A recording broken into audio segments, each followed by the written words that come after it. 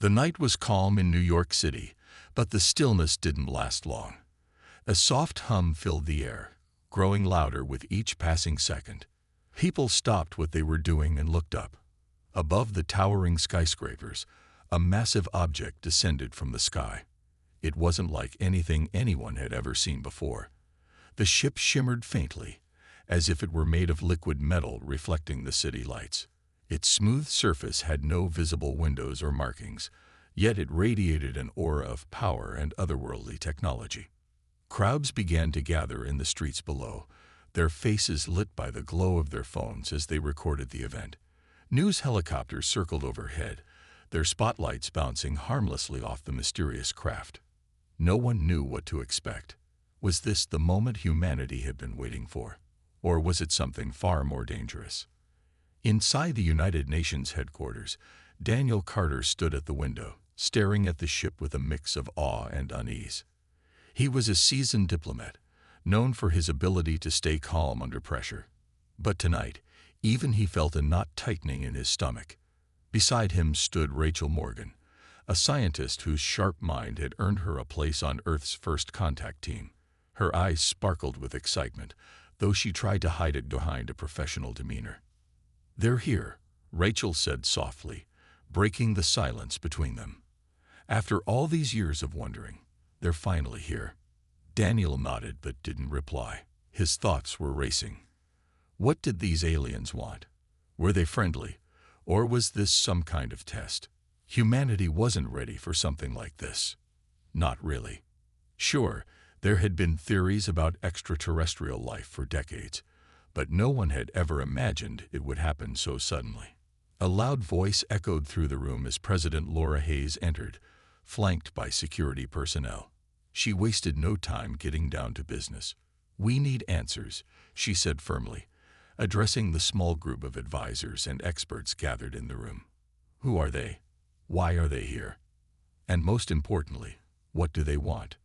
Before anyone could respond, the ship above the city emitted a low, resonant tone that seemed to vibrate through the very bones of everyone present. Then, without warning, a section of the vessel opened, revealing a beam of light that stretched down to the ground. From the light emerged several figures, aliens. They were tall, with slender bodies covered in iridescent scales that shifted colors depending on how the light hit them. Their eyes were large and unblinking, giving them an almost alien sense of serenity. The crowd outside gasped, some cheering while others backed away in fear. Inside the UN building, the tension was palpable. The aliens moved gracefully, gliding toward the entrance where Daniel, Rachel, and the president waited. As they approached, one of the creatures stepped forward, its voice resonating in everyone's minds rather than through their ears. "We are the Galactic Council," it said, its tone calm but commanding. "We come in peace, seeking to establish relations with your species." President Hayes took a deep breath before responding. "Welcome to Earth," she said, her voice steady despite the weight of the moment. "We welcome the opportunity to learn from you and understand your intentions." As the initial introductions unfolded, Daniel couldn't shake the feeling that this meeting would change everything, for better or worse. Over the next few weeks, negotiations between humanity and the Galactic Council became the center of attention for the entire world. The aliens had set up a temporary base near the United Nations headquarters, their sleek, glowing structures towering over the surrounding buildings. People from all walks of life gathered outside, some curious, others skeptical, and a few even fearful. Inside, Daniel Carter and Rachel Morgan worked tirelessly alongside President Laura Hayes to understand what the Council was offering and what they expected in return. The Council's proposal was breathtaking. They promised access to advanced technology that could solve many of Earth's problems. Clean, limitless energy sources that would end reliance on fossil fuels. Medical breakthroughs capable of curing diseases once thought incurable. Faster than light travel that would allow humans to explore distant stars. It sounded like a dream come true, a chance to leap forward centuries in development overnight. But as the days passed, cracks began to show in the shiny surface of the offer. Rachel spent hours poring over the technical details shared by the Council. She marveled at the complexity of their designs, but also noticed something troubling. Many of the technologies came with strict limitations. For example, the energy systems required rare materials only found on planets controlled by the Council. The medical devices needed constant maintenance using tools only the Council possessed. And the faster-than-light ships, they were programmed to operate only within routes approved by the Council itself. Daniel picked up on this too. During one meeting, he asked a direct question. If we accept your offer, will we still have control over our own planet? Over our decisions? The lead envoy tilted its head slightly, as if considering the question carefully. When it spoke, its voice carried a tone of reassurance. Your species will benefit greatly from our guidance. In exchange, you will follow the laws and regulations set forth by the Galactic Council. This ensures harmony and stability across the galaxy. Harmony and stability sounded nice, but Daniel couldn't ignore the implications. Following the Council's rules meant giving up Earth's independence. Every major decision, how resources were used, where ships could travel, even how governments operated, would need approval from an alien authority. He glanced at Rachel, who looked uneasy, her brow furrowed as she scribbled notes. Outside the negotiation rooms, opinions were divided. News outlets buzzed with debates about whether humanity should accept the deal. Some argued it was foolish to turn down such a generous offer. Others worried about losing freedom. Among the loudest voices was Emily Dawson, a journalist known for her sharp investigative reporting. Her articles highlighted stories of other civilizations that had joined the Council only to lose their unique identities. One civilization, she wrote, had been reduced to little more than workers serving the Council's interests. Another had seen its culture erased entirely, replaced by Council-approved traditions. Emily's work struck a nerve. Protests erupted in cities around the globe. Crowds chanted slogans like, "Stay free," and held signs reading "No chains in the stars." At the same time, supporters of the deal organized rallies of their own, arguing that rejecting the Council's offer would leave Earth isolated and vulnerable. Scientists, politicians, and ordinary citizens debated fiercely, unsure of the right path forward. Amid the chaos, Alex Bennett, a young engineer working on experimental spaceflight projects, voiced his concerns during a televised interview. "We've barely scratched the surface of what we can achieve on our own," he said passionately. "Why give up now? If we work together, we can build our own future instead of relying on someone else's." His words resonated with many, especially younger generations eager to prove humanity's potential. Yet the pressure mounted as the Council grew impatient. Their envoys reminded Earth's leaders that opportunities like this didn't come often. Acceptance wasn't just an option. It felt like an expectation. As the discussions dragged on, Daniel found himself torn. On one side was Rachel, who believed the risks were worth the rewards. On the other was his growing unease about surrendering Earth's autonomy. The weight of the decision hung heavy in the air, and everyone knew the clock was ticking. Humanity stood at a crossroads, and whichever path it chose would shape its destiny forever. As the debate over the Galactic Council's proposal raged on, tensions continued to rise both inside and outside the negotiation rooms. Emily Dawson's articles had struck a chord with millions of people, sparking protests in cities across the globe. In New York, crowds gathered daily near the shimmering alien structures, holding signs that read "Earth First" and "No Alien Control." Some protesters chanted loudly, while others stood silently, their faces painted with symbols of resistance. The movement was growing, fueled by fear of losing what made humanity unique. Inside the United Nations, the pressure was just as intense. President Laura Hayes called for an emergency meeting to address the widening divide in public opinion. Around the table sat Daniel Carter, Rachel Morgan, and other key members of Earth's delegation.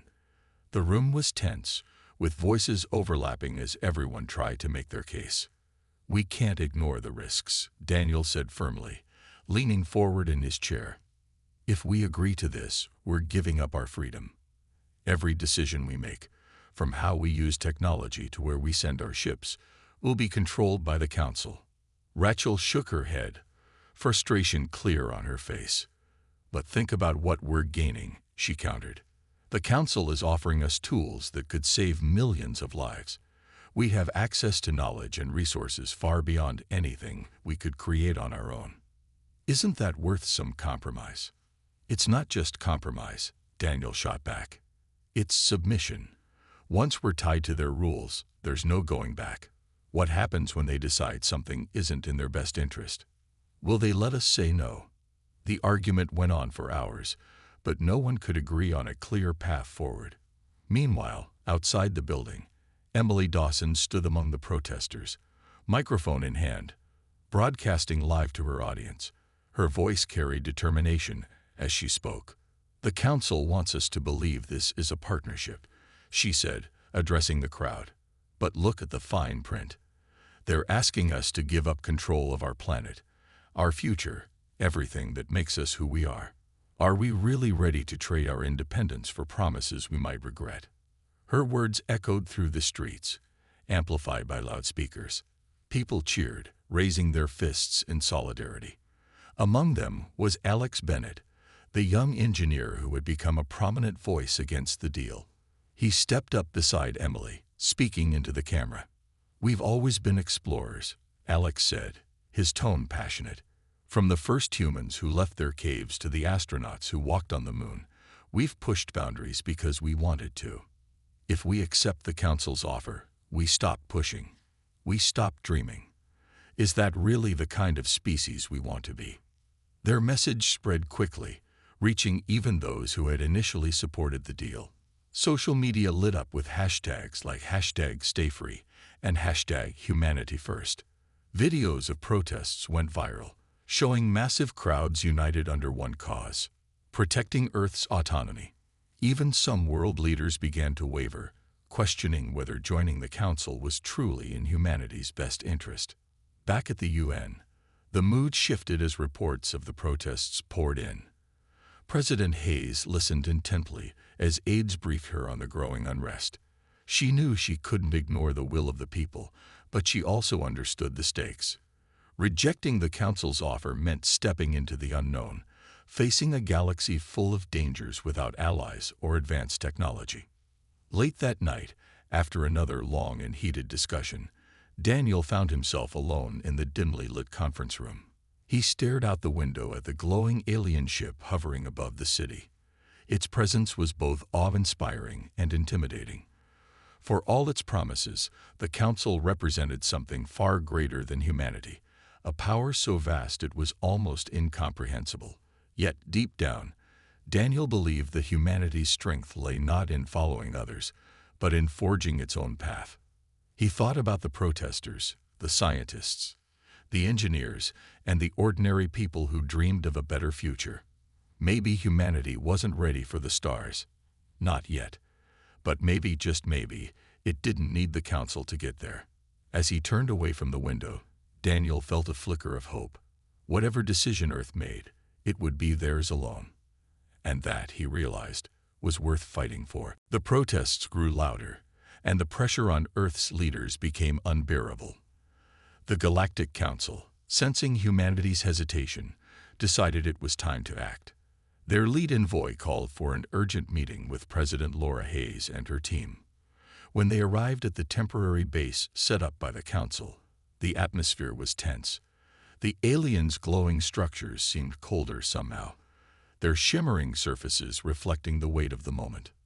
"We have been patient," the lead envoy said, its voice calm but firm. "But patience has its limits. You must give us your answer within 48 hours, or we will leave. This offer will not be repeated." The room fell silent. Everyone knew what this meant. If Earth rejected the deal, the Council would withdraw its proposal permanently. Humanity would be left to face the galaxy alone, without the advanced technology or protection the Council promised. For some, like Rachel Morgan, this ultimatum was terrifying. She had spent weeks studying the Council's proposals and she believed their technology could change the world. To lose that chance felt like throwing away humanity's future. "This is unacceptable," Rachel said, her voice shaking slightly. "You're giving us almost no time to make a decision that will affect billions of lives." The envoy tilted its head, as if considering her words. "Time is a luxury you do not have. Other species have accepted our terms quickly because they understood the value of unity. Delay only shows weakness." Daniel Carter clenched his fists under the table. He hated how the council framed their demands as generosity when they were really about control. "You talk about unity," he said sharply, "but what you're asking for isn't partnership, it's submission. You want us to hand over our freedom without question." The envoy's expression didn't change, but there was a slight pause before it responded. "Freedom is often an illusion. Without guidance, civilizations falter. We offer stability, progress, and safety. It is up to you to decide if those are worth the price." As the meeting ended, the delegation returned to the UN headquarters, where chaos awaited them. News of the ultimatum had leaked, and people around the world reacted with fury and fear. Protesters flooded the streets, their chants louder than ever. "No ultimatums," they shouted. "Earth decides." Inside the building, President Hayes convened another emergency session. The room buzzed with arguments as advisors presented their cases. Some urged her to accept the deal, warning that rejecting it would leave Earth vulnerable to hostile alien forces. Others insisted that humanity couldn't afford to lose its independence, no matter the cost. Emily Dawson watched the drama unfold from outside, reporting live to her audience. "The council thinks they can bully us into saying yes," she said, her tone fierce. "But humanity doesn't bow to threats. We stand together, or we fall apart." Her words resonated deeply, inspiring more people to join the protests. Among them was Alex Bennett, who addressed the crowd with fire in his eyes. "They think we're weak because we're divided," he said. "But look around you. This is strength. This is humanity. We don't need their chains to reach the stars." Despite the growing resistance, the clock kept ticking. With less than 24 hours left, President Hayes called Daniel and Rachel into her office. She looked exhausted, her eyes heavy with the weight of the decision ahead. "I need to know what you think," she said quietly. "If we say no, what happens next?" Rachel hesitated, clearly torn. "We'd lose everything they're offering: technology, medicine, protection. We'd be starting from scratch in a dangerous galaxy." "And if we say yes?" Daniel asked pointedly. "We lose ourselves, our freedom, our choices, our future. Is that really better?" Hayes sighed, rubbing her temples. "There's no easy answer here, but whatever we choose, it has to be for all of us, not just for now, but for generations to come." As the deadline loomed, the world held its breath. Humanity stood at a crossroads, facing a choice that would define its place in the universe. The protests outside grew louder, echoing through the halls of power. The council waited silently, watching to see if Earth would bend or break free. The clock struck midnight, marking the end of the 48-hour deadline. The world waited anxiously as President Laura Hayes stepped onto a stage set up in front of the United Nations building. Behind her stood Daniel Carter, Rachel Morgan, and other key members of the delegation. Cameras flashed, and millions watched live broadcasts on their screens, their hearts pounding with anticipation.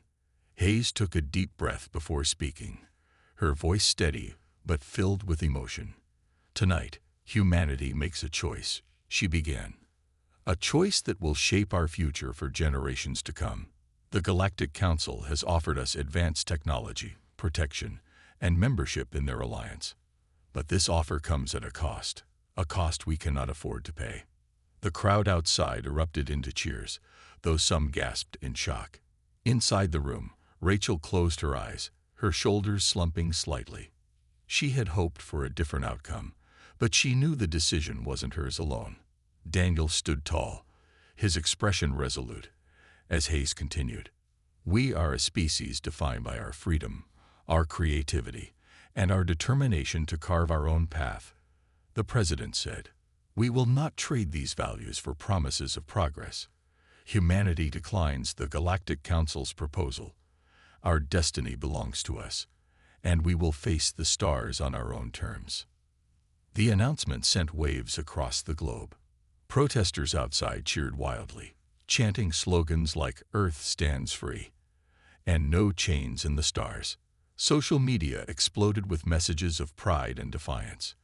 For the first time in weeks, there was a sense of unity among people, a shared belief that Earth could rise to the challenge ahead. But the reaction from the Galactic Council was far less enthusiastic. At their temporary base, the lead envoy processed the news in silence. Its large, unblinking eyes seemed to glimmer faintly, though whether it was anger or disappointment was impossible to tell. Finally, it spoke, its voice echoing coldly through the room. "You have made a grave mistake," the envoy said, addressing Daniel and Rachel, who had been invited, or perhaps summoned, for a final meeting. "The galaxy is vast and dangerous. Without our guidance, your species will falter. Isolation will leave you vulnerable to forces you cannot comprehend." Daniel met the envoy's gaze without flinching. "We understand the risks," he replied firmly, "but we also believe in our ability to overcome them. Humanity thrives when we solve problems ourselves, not when we rely on others to do it for us." The envoy tilted its head slightly, as if considering his words. Then it added, "Very well. Your decision is final. But know this, the Council does not tolerate hostility. If you act against our interests, there will be consequences." With that, the meeting ended. The envoys returned to their ship, which began to hum softly as it prepared for departure. Within minutes, the massive craft rose into the sky, its shimmering surface reflecting the city lights one last time before vanishing into the clouds. The crowd below watched in stunned silence, unsure whether to feel relieved or afraid. Back inside the UN headquarters, President Hayes addressed her team. "This is just the beginning," she said. "We've taken a bold step, but now we need to prove we can back it up. We'll face challenges, maybe even dangers, but I believe in us. Together, we'll find a way forward." Rachel nodded slowly, still processing the enormity of what had happened. She couldn't deny the risks they were taking, but she also felt a flicker of hope. Maybe humanity's strength lay not in shortcuts, but in perseverance. Nearby, Daniel allowed himself a small smile. He had fought hard for this moment, and while the road ahead would be difficult, he knew it was the right choice. Outside, Emily Dawson stood among the cheering crowd, her microphone in hand. "Today, humanity chose freedom over fear," she declared. "We may not have the Council's help, but we have something better, each other. This is our story, and we're writing it ourselves."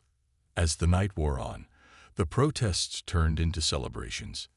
Fireworks lit up the sky, and music played in the streets. For the first time in history, humanity had looked the galaxy in the eye and said no. It was a daring move, one that would test every ounce of courage and ingenuity Earth possessed. But as dawn broke over the horizon, there was a quiet confidence in the air. Whatever came next, humanity would face it together. With the Galactic Council gone, humanity faced a new reality.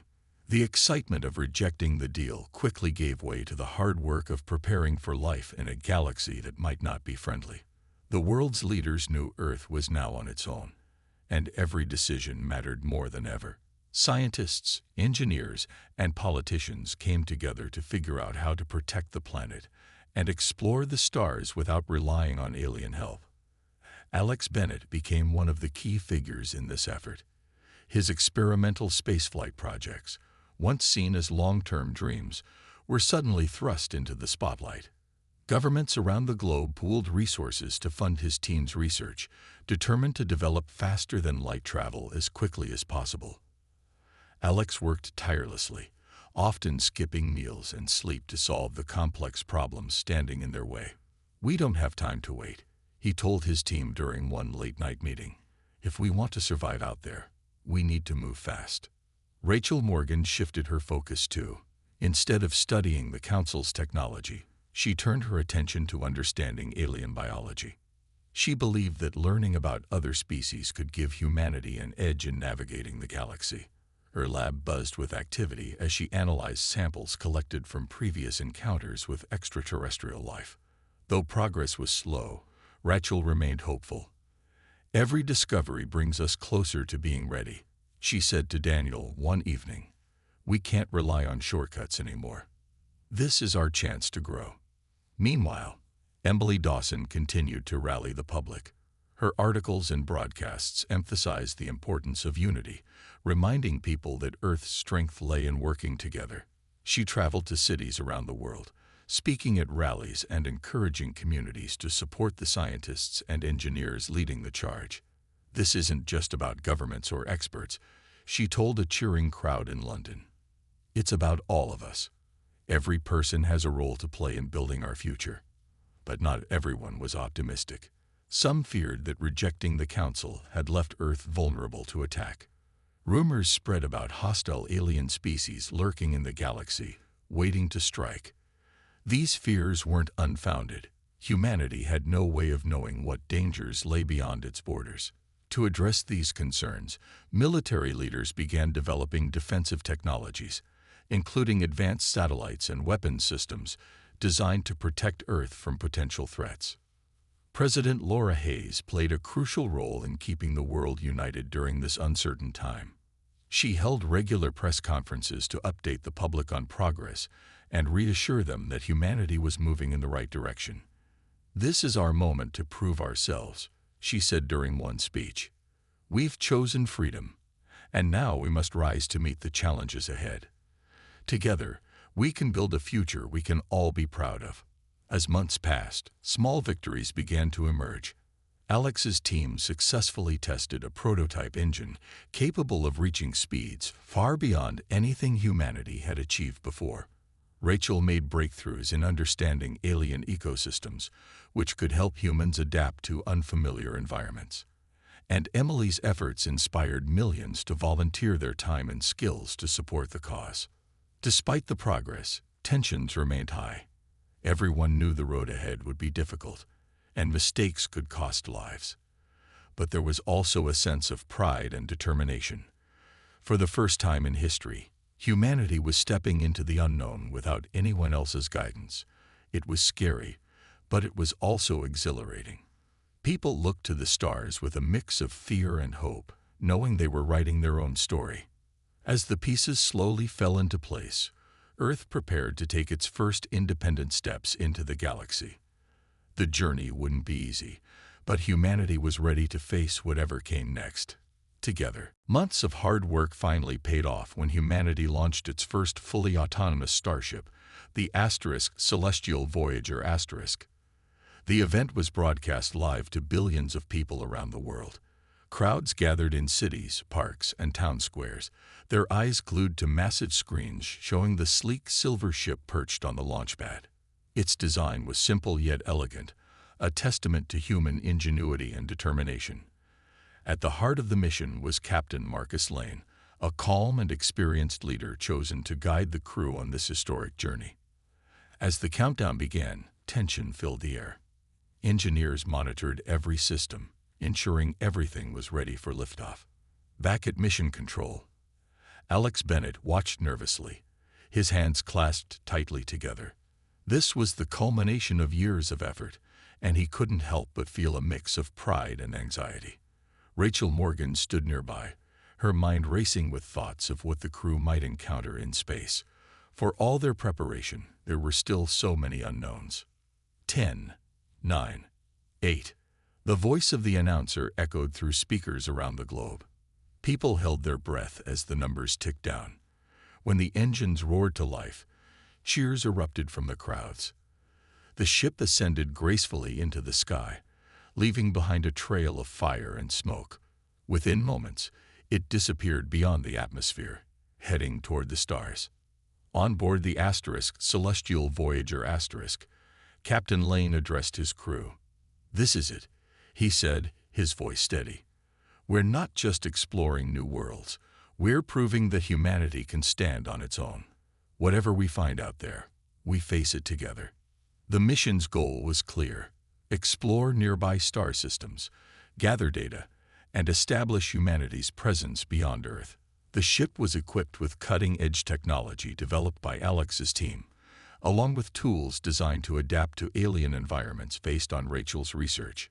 Every detail had been carefully planned, but no one could predict what lay ahead. Back on Earth, millions watched the launch with bittersweet emotions. Some felt hope, believing this was the start of a brighter future. Others worried about the dangers the crew might face.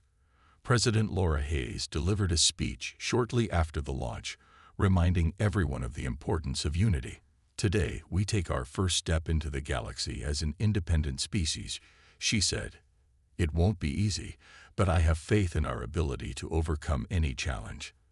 Let this moment remind us that we are stronger together." Meanwhile, the Galactic Council observed silently from afar. Though they had left Earth months ago, their ships lingered at the edge of the solar system, watching. What they thought of humanity's bold move was unclear, but their presence served as a reminder that Earth wasn't truly alone. Whether they respected or feared humanity's decision remained to be seen. As the days turned into weeks, the Celestial Voyager sent back images and data from deep space. Each transmission brought excitement and wonder, showing distant planets, strange phenomena, and glimpses of alien landscapes. Humanity marveled at the beauty of the universe, realizing how much there was to discover.